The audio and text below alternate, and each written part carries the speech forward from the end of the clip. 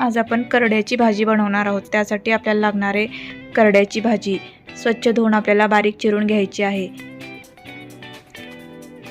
ही करड्याची भाजी चिरून झालेली आहे। त्यानंतर आता आपल्याला हिरव्या मिरच्या आपल्याला भाजून घ्यायच्या आहेत। शेंगदाणे आणि लसूण हे सर्व आपल्याला मिक्सरमध्ये बारीक वाटून घ्यायचं आहे। त्यामध्ये थोडंसं मीठही टाकायचं आहे।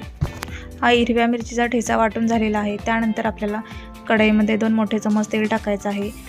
तेल छान गरम झालं की त्यामध्ये लसूण टाकायचा आहे। त्यानंतर आपल्याला हिरव्या मिरचीचा ठेचा तेलामध्ये तळून घ्यायचा आहे।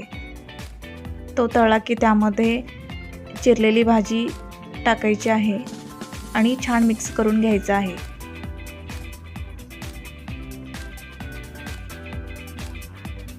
आता छान मिक्स झाल्यानंतर आपल्याला 5 मिनिटे ही भाजी झाकून ठेवायची आहे। 5 मिनिटानंतर ही माझी भाजी छान अशी शिजलेली आहे। ही झाली करड्याची टेस्टी भाजी तयार।